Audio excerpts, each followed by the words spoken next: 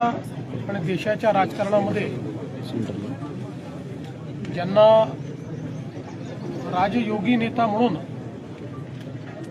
आपण ओळखतो